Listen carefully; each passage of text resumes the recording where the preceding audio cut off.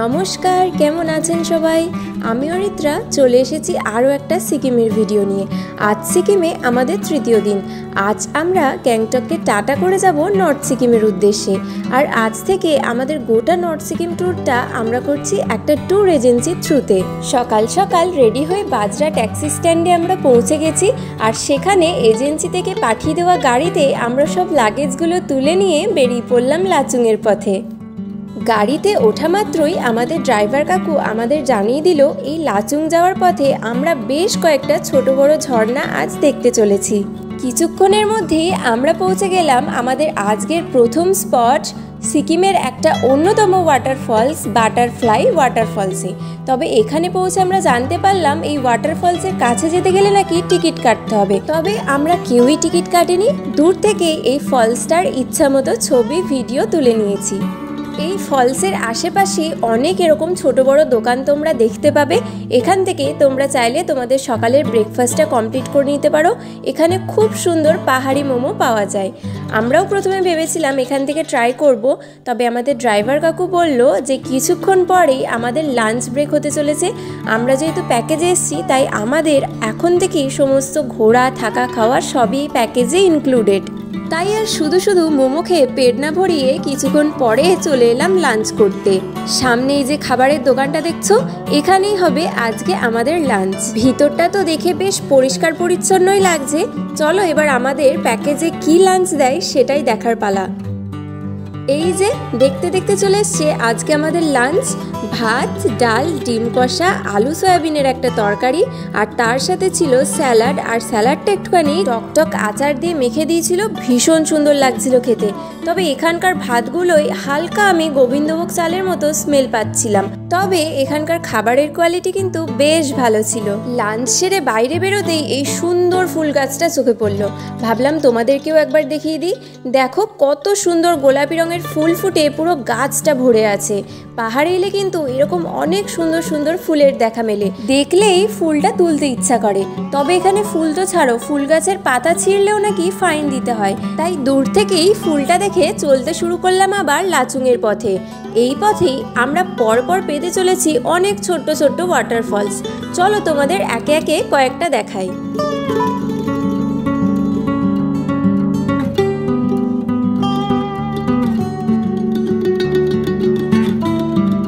North Sikkim ঢোকার আগে আমাদের একটা জায়গায় সব ওয়ান টাইম ইউজেবল বোতলগুলো ফেলে দিতে হচ্ছিল, কারণ নর্থ সিকিমে এই ধরনের প্লাস্টিকের বোতল একেবারেই অ্যালাউ না। এরপর কিছুটা যাওয়ার পর আমরা চলে এলাম আমাদের আজকের লাস্ট স্পট, সিকিমের সব থেকে বড় ওয়াটারফলস অমিতাভ বচ্চন ওয়াটারফলসে।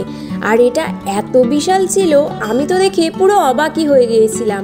টিকিট কেটে আমরা সবাই এই ওয়াটারফলসের কাছে গিয়েছিলাম আর নিজেদের পছন্দ মতো ছবি ভিডিও তুলে নিয়েছিলাম।